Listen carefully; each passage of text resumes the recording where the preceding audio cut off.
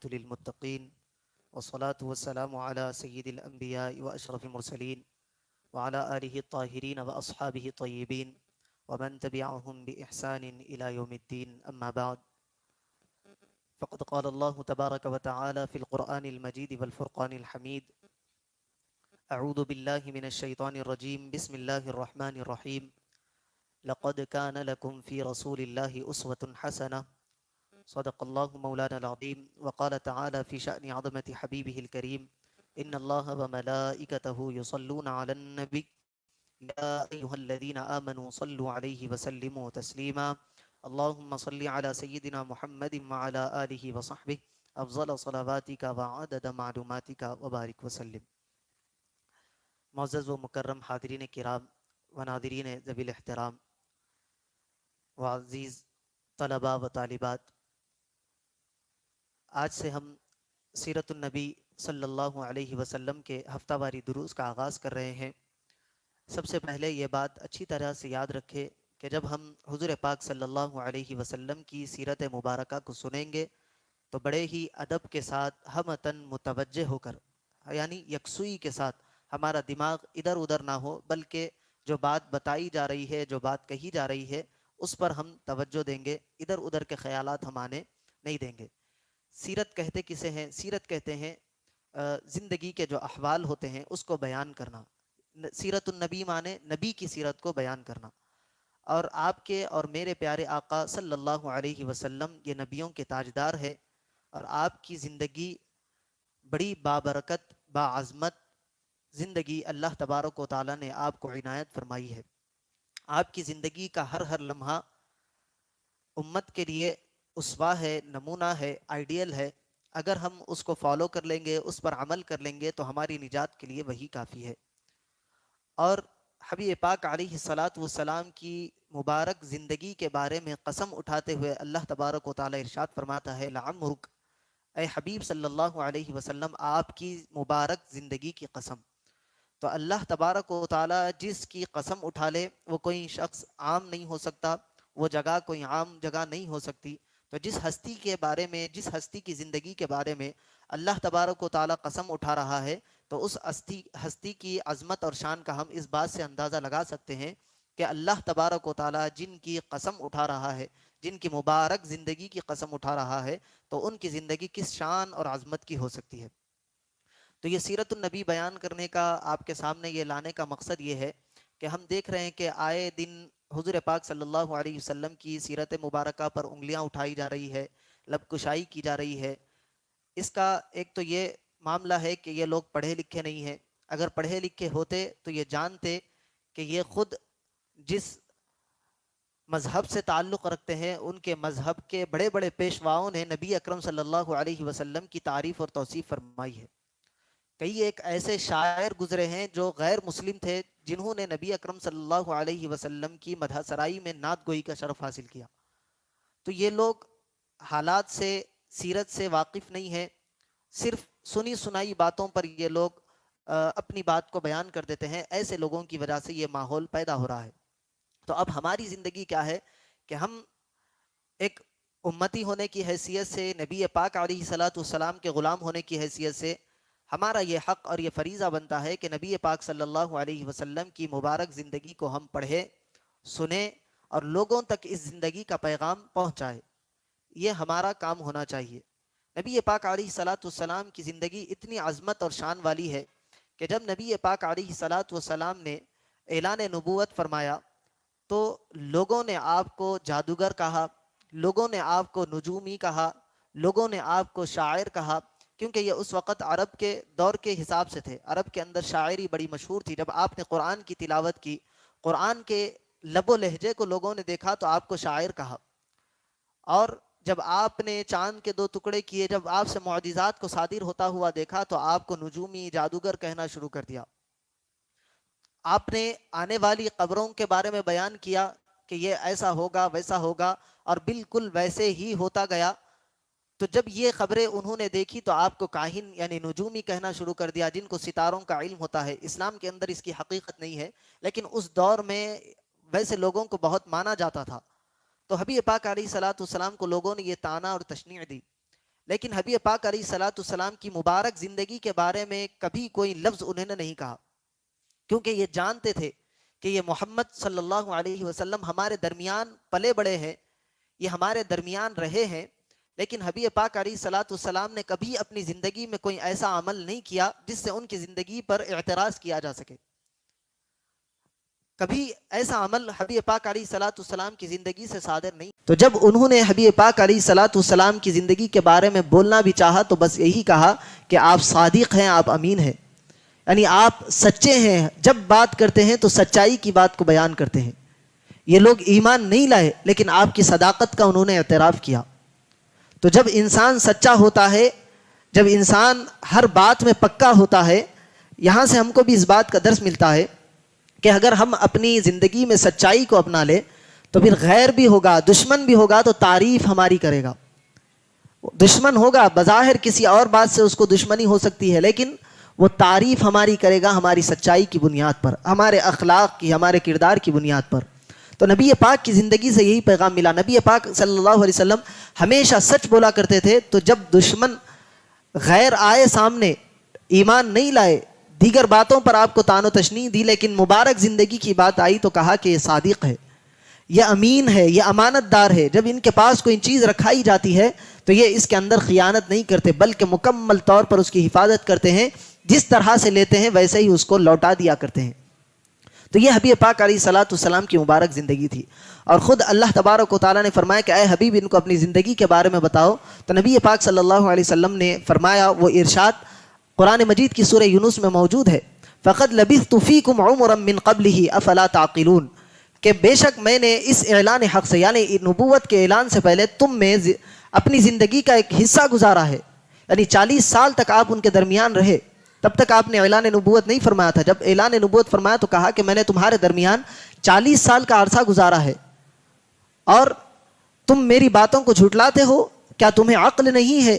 یہ بات نبی اکرم صلی اللہ علیہ وسلم نے کہی، قرآن نے اس کو کور کیا، قرآن میں اس کا ذکر ہوا سورہ یونس میں کہ میں تمہارے درمیان اپنی زندگی کا ایک حصہ گزار چکا ہوں، کیا تم عقل نہیں رکھتے؟ کیا میں جھوٹ نہیں بولتا؟ کیونکہ نبی پاک صلی اللہ علیہ وسلم نے جب اعلان نبوت فرمایا تو لوگوں نے کہا کہ ہم آپ کی ساری باتیں تو مانتے ہیں، یہ بات کو آپ کی نہیں مان سکتے۔ تو نبی پاک نے کہا کہ تمہیں عقل نہیں ہے، میں جو بھی بات کرتا ہوں اللہ کے حکم اور اللہ کی وحی سے کرتا ہوں۔ اور کچھ لوگوں کو یہ مغالطہ ہوتا ہے کہ عمر مبارک 40 سال کی تھی جب نبوت کا اعلان ہوا، تو شاید 40 سال کی عمر میں نبی بنائے گئے۔ انشاءاللہ ہم اس کو آگے سماعت بھی کریں گے۔ تو اب ہمارے لیے کام یہ ہے کہ سیرت پاک کو اچھے طریقے سے پڑھے، اچھے طریقے سے سنیں، اور سیرت پاک کا جو پیغام ہے، جو میسیج ہے، اس کو اپنی زندگی کے اندر اپنائے اور اپنی نسلوں کو اس سے واقف کرائے، اور جو دشمن ہیں، جو غیر ہیں، ان تک بھی نبی پاک صلی اللہ علیہ وسلم کی سیرت کو پہنچائے۔ اس کا سب سے بہترین طریقہ یہ ہے کہ نبی پاک علیہ الصلوۃ والسلام کی زندگی کے مطابق اپنے آپ کی زندگی کو ڈھال لے۔ ہمارا اٹھنا، ہمارا بیٹھنا، ہمارا چلنا، ہمارا کھانا، ہمارا پینا، ہمارے لین دین، ہمارے کاروبار، ہماری تجارت، یہ ساری کی ساری نبی پاک علیہ الصلوۃ والسلام کے بتائے ہوئے طریقے پر ہونی چاہیے۔ یاد رکھیں، نبی پاک علیہ الصلوۃ والسلام نے ہم کو کسی موڑ پر بے سہارا نہیں چھوڑا۔ نبی پاک علیہ الصلوۃ والسلام کی جو 63 سالہ زندگی گزری، 40 سال میں آپ نے اعلان نبوت فرمائی، اس کے بعد کا جو 23 سال کا عرصہ تھا، آپ نے امت میں جو تبلیغ فرمائی، امت میں جو میسج پہنچایا، جو اللہ کے احکام پہنچائے، آپ نبی پاک کی ساری زندگی کو اٹھا کر پڑھیں گے تو نبی پاک نے ایسی ایسی چھوٹی چھوٹی باتوں کو ہم تک پہنچایا ہے کہ ہم اس کا ذکر محال سمجھتے ہیں۔ ہم سمجھتے ہیں کہ یہ باتیں بتانے والی بھی نہیں ہیں۔ نبی پاک نے ہم کو زندگی جینے کا سلیقہ سکھایا۔ پہلے ایمان کیا ہے، اسلام کیا ہے بتایا، اللہ کی حقانیت کو بتایا، پھر اپنے رسول ہونے کی تصدیق کی، پھر قرآن کو بتلایا۔ اس کے بعد زندگی گزارنے کا طریقہ، تم زندگی میں کیا کیا کر سکتے ہو، تجارت کرتے ہو تو تجارت کس طرح کرو گے، کاروبار کا کیا طریقہ ہے، کاروبار میں پھر تمہارے اندر کیسی صداقت، دیانت، سچائی ہونی چاہیے، پھر تم گھر میں رہتے ہو تو تمہارے گھر والوں کے ساتھ کیسا تمہارا برتاؤ ہونا چاہیے، تم اپنے دوستوں کے ساتھ ملتے ہو تو دوستوں کے ساتھ ملنے کا کیا طریقہ ہے، رشتہ داروں کے ساتھ، پڑوسیوں کے ساتھ ہمارا کیسا سلوک ہونا چاہیے، یہاں تک کہ ہمیں کھانے کے آداب نبی پاک نے بتائے، پانی پینے کے آداب نبی پاک نے بتائے، حد تو یہ ہے کہ بیت الخلاء جانے کے، استنجا کرنے کے آداب تک نبی پاک علیہ الصلوۃ والسلام نے ہم کو بتائے۔ نبی پاک نے کبھی کسی موڑ پر ہم کو اکیلا بے سہارا نہیں چھوڑا۔ تو ہم نبی پاک کی زندگی کو پڑھیں گے تو ہر موڑ پر ہمیں نبی پاک علیہ الصلوۃ والسلام کی زندگی نمونہ اسوہ دیتے ہوئے، آئیڈیل دیتے ہوئے نظر آتی ہے. تو ہم اس کو اخذ کریں گے اور اپنی زندگی میں اس کو ڈھالیں گے تو یقیناً ہماری زندگی کامیاب ہوگی. اور ہمیں یہ کہنے کی ضرورت نہیں پڑے گی کہ میں نبی پاک کا غلام ہوں، بلکہ دیکھنے والا کہے گا کہ یہ سچے نبی کا سچا غلام ہے. ہمیں اپنی زندگی میں تبدیلی لانے کی ایک ضرورت ہے. اس کے بعد ہم جب یہ کام کر لیں گے، اپنی زندگی میں نبی پاک علیہ الصلوۃ والسلام کے اسوے کو لا لیں گے، تو پھر ہماری دنیا بھی کامیاب ہو جائے گی اور آخرت بھی اللہ تبارک و تعالی ہماری کامیاب بنائے گا. کیونکہ اللہ تبارک و تعالیٰ پر ایمان لانا ہے اور اللہ کے بتائے ہوئے راستے پر ہمیں چلنا ہے. اور اللہ فرماتا ہے من یطع الرسول فقد اطاع اللہ، جس نے میرے رسول کی اطاعت کی یقیناً اس نے اللہ کی اطاعت کی. تو رسول کا راستہ، رسول کی اطاعت یقیناً اللہ کی اطاعت ہے. رسول سے محبت اللہ کی محبت ہے. تو ہمیں رسول پاک علیہ الصلوۃ والسلام کی زندگی کو پڑھنا چاہیے، اس پر عمل کرنا چاہیے. اب ہم آ جاتے ہیں نبی پاک علیہ الصلوۃ والسلام کی ولادت سے پہلے کے احوال. اگر آپ دیکھیں گے عرب کا اس وقت ماحول ایسا تھا، ظلم و بربریت، گناہ، زناکاری، شراب نوشی. کون سا ایسا گناہ تھا جو اس وقت عرب میں نہیں ہوتا تھا؟ حد تو یہ تھی کہ اپنی ہی بیٹی کو زندہ اپنے ہاتھوں سے لوگ دفن کر دیا کرتے تھے. اتنی برائیوں میں وہ لوگ اس حد درجے تک مبتلا ہو گئے تھے. اور جنگ و جدال کا یہ معاملہ تھا. اوس و خزرج کے بارے میں آتا ہے، قرآن پاک کی آیت ہے سورہ آل عمران کی، اس میں اللہ تبارک و تعالیٰ فرماتا ہے وَاذْكُرُوا نِعْمَةَ اللَّهِ عَلَيْكُمْ، تم اللہ کے فضل کو اور اللہ کی نعمت کو یاد کرو. اذ کنتم اعداء، جب تم آپس میں ایک دوسرے کے دشمن تھے. فَأَلَّفَ بَيْنَ قُلُوبِكُمْ، اللہ نے تمہارے دلوں میں محبت ڈال دی. فَأَصْبَحْتُمْ بِنِعْمَتِهِ إِخْوَانًا، اور تمہیں اللہ نے اپنے فضل سے بھائی بنا دیا. اس آیت کی تفسیر میں آتا ہے کہ اوس اور خزرج مدینہ منورہ کے دو بڑے مشہور قبیلے تھے. ان کے درمیان معمولی بات پر لڑائی جھگڑا شروع ہو جاتا تھا. حد تو یہ ہے کہ بعض جنگیں 40 سال تک اور بعض روایتوں کے مطابق 120 سال تک چھوٹی چھوٹی جنگیں ان کے درمیان چلتی رہی. ایک جنگ کسی معمولی بات پر شروع ہوئی تھی تو وہ نسل در نسل چلتے چلتے 120 سال کے عرصے تک وہ جنگ چلتی رہی. کبھی ان کے لوگ مارے جاتے، کبھی ان کے لوگ مارے جاتے.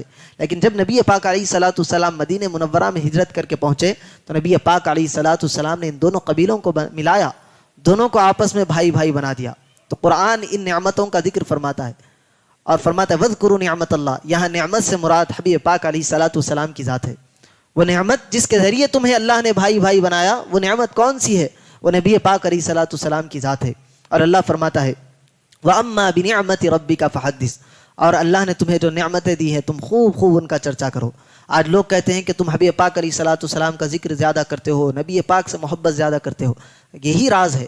قرآن نے ہم کو بتایا ہے کہ جب نبی پاک جیسی نعمت تم کو مل جائے پھر اس کا خوب چرچا کیا کرو، ان کے اوصاف کو بیان کیا کرو، نبی پاک علیہ الصلوۃ والسلام سے سچی اور پکی محبت کیا کرو. یہ قرآن ہمیں طرز دیتا ہے.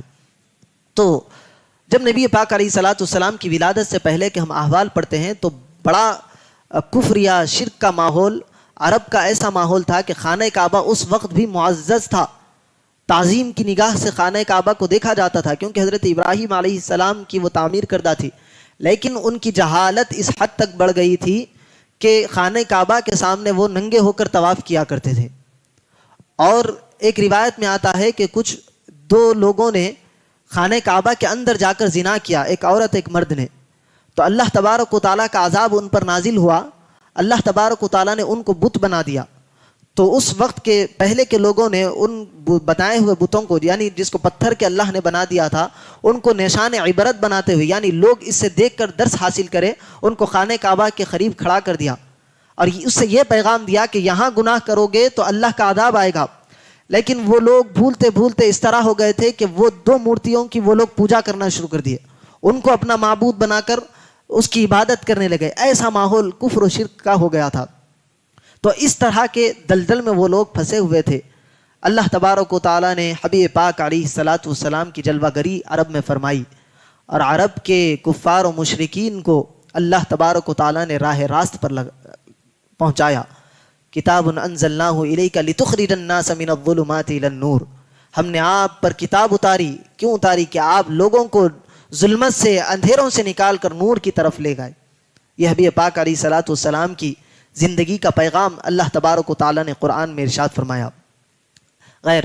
خیر کے ہر مذموم حرکت اس وقت عرب میں پائی جاتی تھی، ایسے وقت میں نبی پاک علیہ الصلوۃ والسلام یہ نور گشت کر رہا تھا، اسی نور سے پھر زمین و آسمان بنائے گئے، کائنات کا ذرہ ذرہ، انبیاء کرام کو بھی اسی نور سے بنایا گیا، تمام مخلوقات کو اسی نور سے اللہ تبارک و تعالیٰ نے پیدا فرمایا۔ اللہ نے پہلے اپنے نور سے نبی کے نور کو پیدا فرمایا، پھر اس نور سے اللہ نے تمام کائنات کی تخلیق فرمائی۔ یہ حبیب پاک علیہ الصلوۃ والسلام کی شان مبارک ہے، عظمت ہے۔ اور حضرت جابر رضی اللہ عنہ سے روایت ہے، سرکار دو عالم صلی اللہ علیہ وسلم سے حضرت جابر نے عرض کیا، رسول اللہ صلی اللہ علیہ وسلم، میرے ماں باپ آپ پر قربان، مجھے بتلائیے کہ اللہ تعالیٰ نے تمام چیزوں سے پہلے کس چیز کو پیدا فرمایا؟ نبی اکرم صلی اللہ علیہ وسلم فرماتے ہیں کہ اے جابر، بے شک اللہ تعالیٰ نے تمام چیزوں سے پہلے تمہارے نبی کے نور کو اپنے نور سے پیدا فرمایا، اور وہ نور قدرت الہی سے جہاں چاہتا سیر کرتا رہا۔ اس وقت لوح تھی نہ قلم، یعنی لوح و قلم کا بھی اس وقت وجود نہ تھا، نہ جنت تھی نہ دوزخ، نہ فرشتے، نہ آسمان، نہ زمین، نہ سورج، نہ چاند، نہ جن، نہ انس، کوئی چیز اس وقت موجود نہیں تھی۔ تب موجود تھا اگر کوئی چیز تو وہ رب تبارک و تعالیٰ تھا اور نبی کا نور تھا۔ اللہ تبارک و تعالیٰ نے اس طرح سے نبی پاک علیہ الصلوۃ والسلام کو اعزاز بخشا۔ پھر اس کے بعد اللہ تبارک و تعالیٰ نے حضرت آدم علیہ السلام کے پتلے کو بنایا، اس میں جب روح ڈالی گئی تو روایتوں میں آتا ہے کہ جب روح ڈالی دی جاتی تو وہ روح پلٹ کر واپس آ جاتی۔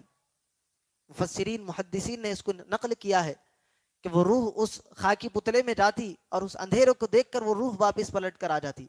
پھر اللہ تبارک و تعالیٰ نے حضرت آدم کی پیشانی میں نبی پاک علیہ الصلوۃ والسلام کے نور مبارکہ کو رکھا، پھر اس کے بعد روح ڈالی گئی تو روح اس کے بعد واپس نہیں آئی۔ یہ نور کا کمال تھا نبی پاک علیہ الصلوۃ والسلام کے۔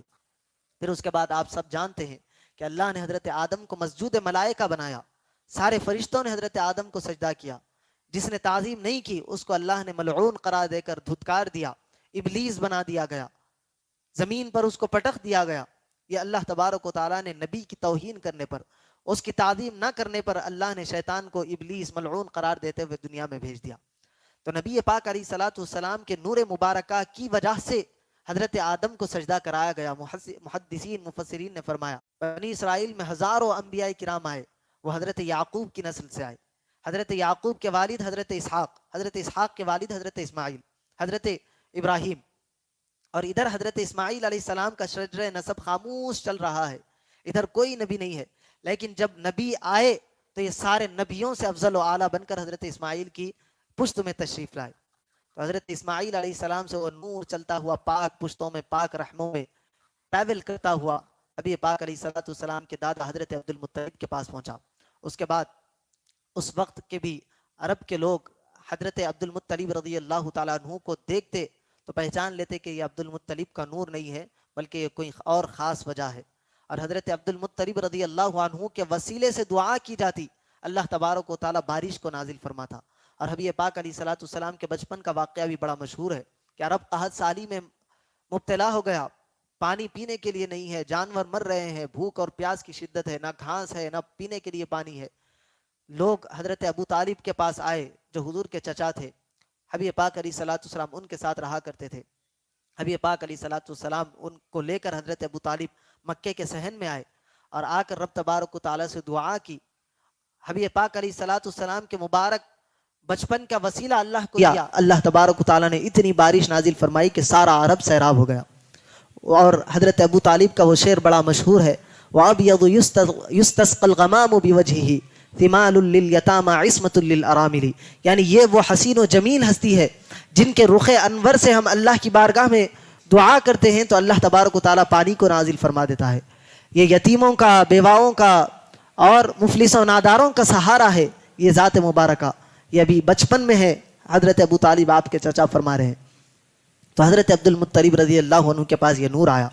حضرت عبد المطلب رضی اللہ عنہ کے دور میں اصحاب فیل والا واقعہ پیش آیا، اور اس سے پہلے حضرت عبداللہ رضی اللہ عنہ کے جو حضور کے والد مبارک ہے ان کا واقعہ بڑا مشہور ہے۔ حبیب پاک علیہ الصلوۃ والسلام فرماتے ہیں کہ میں 2 ذبیحوں کا بیٹا ہوں، یعنی میں 2 ذبح ہونے والوں کا بیٹا ہوں۔ تو صحابہ کرام نے فرمایا کہ یا رسول اللہ، ایک ذبیحہ تو سمجھ میں آتا ہے کہ آپ حضرت اسماعیل علیہ السلام کی اولاد میں سے ہیں، اور حضرت اسماعیل اللہ ذبیح اللہ ہے، اللہ کی راہ میں ذبح ہونے کے لیے تیار ہو گئے تھے، وہ معاملہ پیش آیا تھا، واقعہ بڑا مشہور ہے سب کے سامنے. اور آپ دو ذبیحوں کے بیٹے کیسے ہیں؟ تو حضرت حبیب پاک علیہ الصلاۃ والسلام نے یہ واقعہ سنایا کہ جب مکہ مکرمہ کی سرداری حضرت عبد المطلب رضی اللہ عنہ آپ کے دادا کے پاس پہنچی، تو آپ کے دادا نے یہ عہد لیا کہ ہم مکہ مکرمہ میں جو زمزم کا کنواں ہے اس کو ڈھونڈیں گے. بنو جرہم نامی ایک قبیلہ تھا، ان لوگوں کے درمیان کچھ آپسی اختلافات ہوئے، لڑائی جھگڑا ہوئی، جنگ و جدال ہوئی، تو اس وقت کے بادشاہ نے زمزم کے کنویں کو کیا ہے چھپا دیا تھا کہ تاکہ لوگوں کی کوئی بے حرمتی اس پانی کی نہ ہو جائے اور اس کی وجہ سے اللہ تبارک و تعالیٰ اس پانی کو ختم نہ کر دے. ایسی سوچ کے مطابق دیگر روایتیں آتی ہیں کہ اس کنویں کو بند کر دیا گیا، اور پھر اس کے بعد ہوتے ہوتے ہوتے وہ کنواں کا ہوا غائب ہو گیا، لوگوں کی نظروں سے اوجھل ہو گیا، اب اس کے نشان نہیں مل رہے ہیں.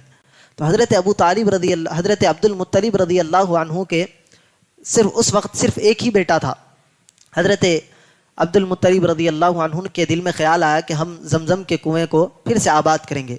آپ ڈھونڈنے لگے تو آپ کو خواب میں دکھایا گیا کہ اور روایتوں میں آتا ہے کہ آپ کو 3 دن مسلسل خواب آیا کہ وہ پانی نکالو، زمزم کا پانی نکالو. الگ الگ روایتیں ہیں کہ وہ زمزم کا پانی نکالو. تو حضرت عبد المطلب رضی اللہ تعالیٰ عنہ 3 دن خواب میں پوچھتے رہے کہ پانی سے مراد کون سا پانی ہے، الگ الگ نام آئے اس کے پانی کے.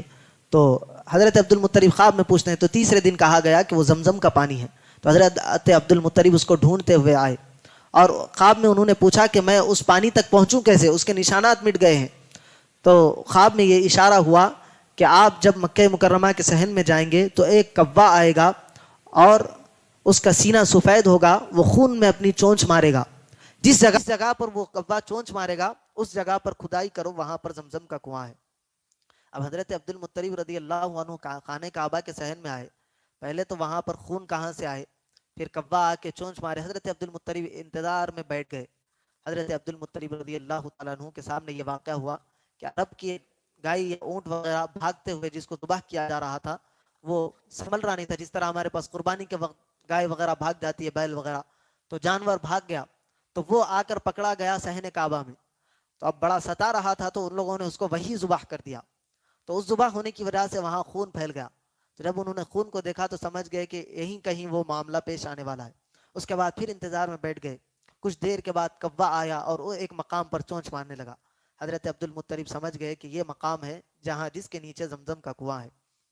اب یہاں کھودنا تھا. اب کھودنے کے وقت معاملہ یہ ہوا کہ میں نے جو ابھی آپ کو واقعہ سنایا کہ وہ جن کو اللہ نے پتھر کا بنا دیا تھا زنا کرنے کے لیے، وہ ان لوگوں کی مورتیاں اس مقام پر رکھی ہوئی تھی. اب حضرت عبد المطلب سے ان کی پوجا کرنے والے لڑ رہے ہیں کہ ہم یہاں پر کھودنے نہیں دیں گے. حضرت عبد المطلب فرما رہے ہیں کہ مجھے حکم ہوا ہے کہ اس جگہ کھودوں اور پانی نکالوں. بہرحال اختلاف ہوا. حضرت عبد المطلب رضی اللہ تعالیٰ عنہ کے پاس جب ایک ہی بیٹا تھا جن کا نام حارث تھا، حضرت عبد المطلب فرمانے لگے کاش میرے پاس زیادہ بیٹے ہوتے تو میں ان کے ساتھ مقابلہ کرتا. یہ دل میں حسرت تھی اور انہوں نے یہاں پر ایک منت مان لی کہ اگر اللہ تبارک و تعالیٰ مجھے 10 بیٹے عطا کرے گا تو میں ایک فرزند کو اپنی اللہ کی بارگاہ میں قربان کر دوں گا.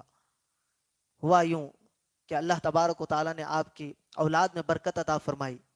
10 کے بدلے اللہ نے 15 فرزند آپ کو عطا فرمائے.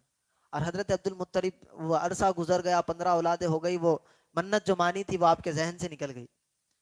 15 اولادیں ہونے کے بعد اب خواب میں پھر سے اشارہ ہو رہا ہے کہ اے عبد المطلب اپنی منت کو پورا کرو. حضرت عبد المطلب کو وہ منت یاد نہیں ہے. مسلسل خواب آتے رہا. حضرت عبد المطلب نے فرمایا کہ کون سی منت؟ تو اس وقت خواب میں اشارہ دیا گیا تھا کیا تم نے منت نہیں مانی تھی کہ 10 اولادیں ہوگی تو ایک کو ہماری بارگاہ میں قربان کرو گے؟ تو حضرت عبد المطلب سمجھ گئے کہ وہ اس منت کے بارے میں ہے. حضرت عبد المطلب رضی اللہ عنہ اپنے بیٹوں کو جمع کیے. اب یہاں سے دیکھے اس وقت عرب کے لوگ تھے لیکن والدین کا ادب، والدین کی بات کو کیسے بچے غور سے سنے، اس بات کو والدین کی کس طرح اطاعت کرنی چاہیے.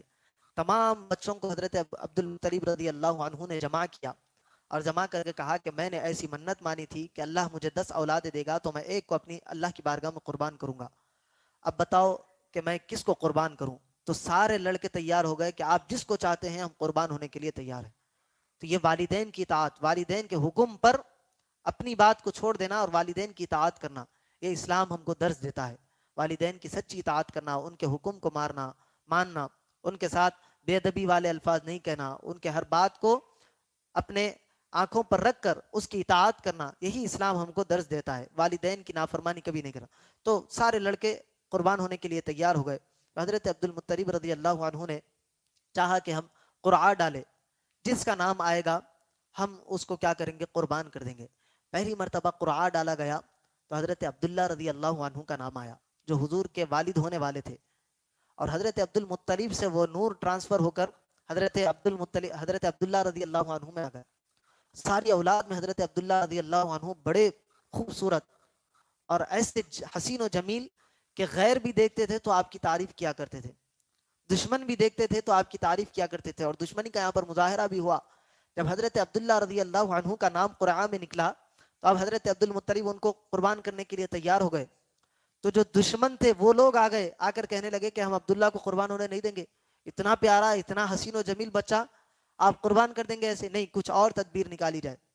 حضرت عبد المطلب نے کہا کہ میں نے یہ وعدہ کیا تھا، یہ منت مانی تھی کہ میں ان کو قربان کروں گا. اب انہوں نے یہ ارادہ کیا کہ ایک فلاں طائف کے مقام پر ایک کاہنہ رہتی ہے، ہم اس سے جائیں گے اور اس منت کے عوض میں کوئی دوسرا چارہ نکل سکتا ہے کیا، اس پر رائے کریں گے. اگر وہ کوئی دوسری بات بتاتی ہے تو ہم اس پر عمل کریں گے. تو حضرت عبد المطلب رضی اللہ عنہ یہ سارا قافلہ طائف کی طرف چلا. وہ کاہنہ کے پاس گئے تو اس نے کہا کہ اب آپ کیا کریں، 10 اونٹ ایک طرف ڈالے اور ایک طرف حضرت عبداللہ کا نام لکھے.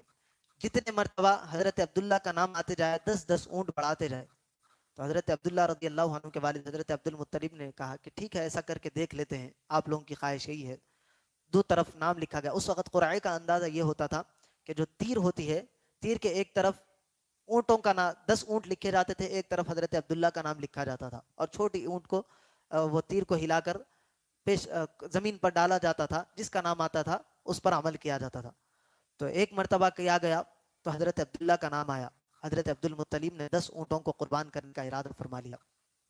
دوسری مرتبہ ڈالا گیا، پھر حضرت عبداللہ کا نام. تیسری مرتبہ اب اونٹ 10 اونٹ بڑھاتے جا رہے ہیں. 7ویں مرتبہ آ گیا، سارے لوگ پریشان ہیں کہ بھائی 70 اونٹ ہو گئے لیکن حضرت عبداللہ کا نام ہے کہ آنے کے لیے حضرت عبداللہ کا نام اس سے ہٹنے کے لیے تیار نہیں ہے. بڑے پریشانی کے عالم میں ہے لوگ. پھر سے ڈالا گیا. عبد المطلب بھی پریشان. 100 اونٹ ہو گئے، 10 مرتبہ قرعہ ڈال دیا گیا کہ عبداللہ کا نام ہی آتا جا رہا ہے. اب کیا ماجرا ہے؟ حضرت عبد المطلب نے جب 11ویں مرتبہ یا 10ویں مرتبہ ان اونٹوں کا قرعہ ڈالا تو 10ویں مرتبہ اونٹوں کا نام آیا، 100 اونٹوں کا نام نکلا. تو حضرت عبد المطلب نے کہا کہ شاید ہو سکتا ہے غلطی سے آ گیا ہوگا، میں اس پر راضی نہیں ہوں، پھر سے ایک مرتبہ قرعہ کرتے ہیں. پھر قرعہ کیا گیا تو پھر اونٹوں کا نام آیا. پھر قرعہ کیا گیا، پھر اونٹوں کا نام آیا. 3-4 مرتبہ کرنے کے بعد حضرت عبد المطلب کے دل کو اطمینان ہوا اور انہوں نے کہا کہ میں 100 اونٹوں کو قربان کروں گا. اس وقت عرب میں 1 مہینے تک کسی کے گھر میں گوشت نہیں آتا تھا سوائے حضرت عبداللہ کے گھر سے، سارے مکے میں تقسیم ہوا کرتا تھا. تو حضرت عبداللہ رضی اللہ عنہ کے بدلے میں 100 اونٹوں کو قربان کیا گیا. اسی لیے حضرت حبیب پاک نے فرمایا کہ میں 2 ذبیحوں کا بیٹا ہوں، ایک حضرت اسماعیل ذبیح اللہ اور ایک میرے والد حضرت عبداللہ رضی اللہ عنہ. تو حضرت عبداللہ رضی اللہ عنہ کا یہ معاملہ تھا. اس کے بعد حبیب پاک علیہ الصلوۃ والسلام کے بچپن سے پہلے ایک واقعہ پیش آیا. اور عرب والوں کا یہ دستور تھا کہ اس وقت نہ کیلنڈر وغیرہ تھے، نہ تاریخوں کا رواج تھا. مہینوں کو وہ لوگ یاد رکھا کرتے تھے، سال کو بڑے کچھ مخصوص انداز میں وہ لوگ یاد کر لیا کرتے تھے. کوئی بڑا واقعہ ہو جائے تو اس سال حضرت حبیب پاک کی ولادت کے سال عام الفیل ہوا، یعنی ہاتھیوں والا واقعہ پیش آیا. وہ واقعہ کیا تھا؟ ابرہہ نامی ایک بادشاہ تھا، وہ اس ارادے سے مکہ مکرمہ میں داخل ہوا کہ ہم کعبۃ اللہ کو ڈھا دیں گے، گرا دیں گے اور اس کی مٹی وغیرہ لے جا کر اپنے شہر میں ایک نیا کعبہ بنائیں گے. وہ اس ارادے سے اپنی فوج کو لے کر مکہ مکرمہ میں داخل ہوا. اس وقت مکہ مکرمہ کا خانہ کعبہ کا کنٹرول حضرت عبد المطلب رضی اللہ عنہ کے پاس تھا. تو وہ ان لوگوں کو پریشان کرنے کے لیے حضرت عبد المطلب رضی اللہ عنہ کے قبیلے والوں کے سارے جانوروں کو کیا کیا؟ اپنے انڈر میں لے لیا. اس کے لوگوں نے اس پر قبضہ کر لیا، سارے جانوروں پر. تو حضرت عبد المطلب رضی اللہ عنہ کو جب یہ بات پتہ چلی تو حضرت عبد المطلب رضی اللہ عنہ اس بادشاہ کے پاس پہنچے، ابرہہ کے پاس پہنچ کر کہا کہ تم ہمارے اونٹ، ہمارے جانور وغیرہ ہمیں دے دو. تو وہ کہنے لگا کہ میں آیا ہوں یہاں پر خانہ کعبہ کو ڈھانے کے لیے، اور تم آئے ہو خانہ کعبہ کے، تم متولی ہو، ذمہ داری تمہارے پاس ہے، اور تم یہاں آ کر خانہ کعبہ کی بات نہیں کر رہے ہیں بلکہ اپنے اونٹوں کی بات کر رہے ہیں. تو حضرت عبد المطلب بولے کہ یہ اونٹ ہماری ملکیت ہے، یہ اونٹ کی ذمہ داری، ان کو کھلانا پلانا پالنا یہ ہماری ذمہ داری ہے. تو ہم ان کی بات کریں گے. کعبہ اللہ کا گھر ہے, اس کی حفاظت کرنا اللہ کی ذمہ داری ہے. تم ہمارے اونٹ ہم کو دے دو, ہم لے کر چلے جائیں گے. تو اس نے کہا کہ ٹھیک ہے لے لو. سارے اونٹ وہ جانور واپس کر دیے. حضرت عبد المطلب رضی اللہ عنہ اپنے قبیلے والوں کے ساتھ وہ اونٹ وغیرہ لے کر اب مکہ مکرمہ میں واپس آ گئے, اور ایک پہاڑ پر چڑھ کر یہ منظر دیکھنے لگے. اب وہاں سے وہ قافلہ ہاتھیوں کا نکلا کہ خانہ کعبہ کو وہ لوگ گرا دے, مسمار کر دے, نعوذ باللہ من ذالک, اس ارادے سے. حضرت عبد المطلب اس نظارے کو دیکھنے کے لیے ایک بڑے مقام پر, بلند پہاڑ پر چڑھ کر بیٹھ گئے. ایک ابابیل نامی پرندوں کی ایک ٹولی آئی. چھوٹے چھوٹے ابابیل پرندے, اگر آپ دیکھے ہوں گے واٹس ایپ وغیرہ پر, ان کی فوٹوز وغیرہ بھی آئی تھی فیس بک وغیرہ پر, تو بہت چھوٹے چھوٹے پرندے, ہمارے پاس چڑی ہوتی ہے اس سے بھی چھوٹا وہ پرندہ ہوتا ہے. تو ویسے پرندوں کو اللہ تبارک و تعالیٰ نے بھیجا, اور ان کے دونوں پنجوں میں 2 کنکریاں, چونچ میں 1 کنکری, 3 کنکری لے کر وہ پرندے مکہ مکرمہ کی سرحد میں داخل ہوئے, اور جہاں سے یہ قافلہ جا رہا تھا اس قافلے پر آ گئے, اور اس کے لشکر پر 1 کنکری چھوڑنے لگے. جب ایک انسان پر وہ 1 کنکری چھوڑی جاتی, روایت میں آتا ہے کہ وہ 1 کنکری کا معاملہ یہ تھا, پہلے تو اتنا چھوٹا پرندہ, اس کے پنجے کتنے ہوں گے اور اس کے اندر کنکری کتنی آئی ہوگی, آپ اس سے اندازہ لگا سکتے ہیں. وہ کنکری جب چھوڑی گئی تو روایت میں آتا ہے کہ ان کے سر سے جاتی ہوئی ہاتھی میں سے ہوتے ہوئے وہ کنکری نکل گئی, اور وہیں پر وہ بھی ہاتھی بھی دونوں مر گئے. تو اللہ تبارک و تعالیٰ نے خانہ کعبہ کی اس طرح حفاظت کی. اور خانہ کعبہ کی حفاظت سے پہلے جب حضرت عبد المطلب رضی اللہ عنہ ابرہہ کے پاس گئے, تو ابرہہ کا ایک بادشاہ کا سب سے بڑا ہاتھی ہوتا ہے, سجاوٹ والا ہاتھی ہوتا ہے, اس کا نام محمود تھا. جب حضرت عبد المطلب رضی اللہ عنہ کو وہ ہاتھی نے دیکھا جس کا نام محمود تھا, تو حضرت عبد المطلب رضی اللہ عنہ کے قدموں کو بوسہ دینے لگا. حضرت عبد المطلب کے قدموں کی طرف جھک گیا. لوگوں نے دیکھا کہ یہ کیا معاملہ ہے, تو روایت میں محدثین کرام نے لکھا کہ یہ جو جھک رہا تھا یہ ایسے ہی نہیں جھک رہا تھا, بلکہ اس نور کی وجہ سے جھک رہا تھا جو اللہ تبارک و تعالیٰ نے حضرت عبد المطلب کی پیشانی میں رکھا تھا. وہ نور حضور پاک علیہ الصلوۃ والسلام کا تھا. تو جانور بھی پہچانتے ہیں کہ نبی پاک صلی اللہ علیہ وسلم کا نور مبارک اس ہستی کے اندر جلوہ فرما ہے. تو وہ نور, وہ ہاتھیوں کا واقعہ پیش آ گیا, یہ سارا لشکر تباہ ہو گیا. خانہ کعبہ کو اللہ تبارک و تعالیٰ نے بچا لیا. اس کے 55 دن کے بعد حبیب پاک علیہ الصلوۃ والسلام کی ولادت مبارکہ ہوئی. اب دیکھیں یہاں سے حبیب پاک علیہ الصلوۃ والسلام کے علم غیب کا ہم کو اندازہ ہوتا ہے. اس واقعے کے 55 دن کے بعد حبیب پاک علیہ الصلوۃ والسلام کی ولادت ہوئی. 40 سال کے بعد آپ اعلان نبوت فرمائے. اس کے بعد قرآن کے نازل ہونے کا سلسلہ شروع ہوا. 40 سال 45 سال کے بعد اللہ تبارک و تعالیٰ پوچھ رہا ہے, الم تر کیف فعل ربک باصحاب الفیل, کہ اے محبوب آپ نے نہیں دیکھا کہ ہم نے ہاتھی والوں کے ساتھ کیا معاملہ کیا. اب مجھے آپ بتائیے, وہ لوگ جو کہتے ہیں کہ نبی پاک علیہ الصلوۃ والسلام کو علم غیب نہیں ہے, وہ آنے والی خبروں کو نہیں جانتے, حالانکہ نبی پاک علیہ الصلوۃ والسلام کے علم غیب کا معاملہ یہ تھا کہ نبی پاک علیہ الصلوۃ والسلام ایک مرتبہ ممبر پر جلوہ فرما ہوئے فجر کی نماز کے بعد. فجر کی نماز سے ظہر تک آپ نے قیامت کے تک آنے والے واقعات کو بیان فرمایا. پھر ظہر کی نماز کا وقفہ ہوا, اس کے بعد ظہر سے لے کر عصر تک, عصر سے لے کے مغرب تک, یہاں تک کہ سورج غروب ہوا, اس وقت تک سورج طلوع ہونے سے غروب ہونے تک رسول پاک علیہ الصلوۃ والسلام قیامت تک آنے والی خبریں صحابہ کرام کے سامنے بیان کرتے رہے. اور صحابہ کرام فرماتے ہیں کہ جس نے یاد رکھا رکھا, جس نے بھول گیا وہ بھول گیا. اتنی شان والا علم اللہ تبارک و تعالیٰ نے آپ کو عطا فرمایا. اور یہ جتنے واقعات پیش آ رہے ہیں یہ نبی پاک علیہ الصلوۃ والسلام نے 1400 سال پہلے بیان فرما دیے ہیں. تو یہ لوگ جو کہتے ہیں کہ نبی پاک علیہ الصلوۃ والسلام کو علم غیب نہیں ہے, ہمارا تو عقیدہ یہ ہے ما کان و ما یکون کا علم اللہ نے حبیب پاک کو دیا. ما کان و ما یکون سے مراد جو ہو چکا وہ بھی حبیب پاک جانتے تھے, جو ہونے والا ہے حبیب پاک اس کو بھی جانتے ہیں. یہ ہمارا عقیدہ ہے. تو اللہ تبارک و تعالیٰ نے کلام مقدس میں ارشاد فرمایا, الم ترى, اے حبیب کیا آپ نے نہیں دیکھا؟ تو دیکھتا وہی ہے جو موجود ہوتا ہے. اب نبی پاک تو اس وقت پیدا بھی نہیں ہوئے تھے, تو حبیب پاک نے دیکھا کیسا, یہ سوال ہے. تو محدثین مفسرین کرام اس کی تفسیر کرتے ہوئے لکھتے ہیں الم ترى کی, کہ نبی پاک علیہ الصلوۃ والسلام کا جو نور مبارک جو آسمانوں پر تھا تو آسمانوں کی سیر کر رہا تھا, جب زمین پر آیا حضرت آدم کی پیشانی میں آیا تو اس وقت کے تمام احوال کا مشاہدہ کر رہا تھا. حضرت شیس میں آیا تو اس وقت تمام مشاہدہ کر رہا تھا. حضرت نوح میں آیا تو تمام عالم کا مشاہدہ کر رہا تھا. بہرحال جیسا جیسا ٹریول کرتا ہوا نبی پاک علیہ الصلوۃ والسلام کا نور مبارک جاتا رہا, نبی پاک اس وقت کے ہر زمانے کی ہر خبر کو دیکھتے بھی تھے, سنتے بھی تھے, اور اس کو محفوظ بھی کیا کرتے تھے. تو یہ تو 55 دن پہلے کا واقعہ تھا، نبی پاک سے پوچھا گیا۔ حد تو یہ ہے کہ اللہ تبارک و تعالیٰ ارشاد فرماتا ہے الم تر الی الذین خرجوا من دیارہم وهم الوف حذر الموت الم تر الی الملأ من بعد موسیٰ۔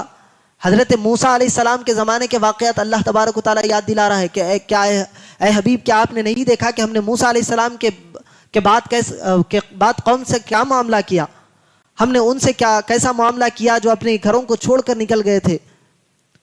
اور حد تو یہ ہے کہ حضرت ابراہیم علیہ السلام کے واقعے کو بھی یاد دلاتا ہے اللہ، الم تر الی الذی حاج ابراہیم فی ربہ ان آتاہ اللہ الملک۔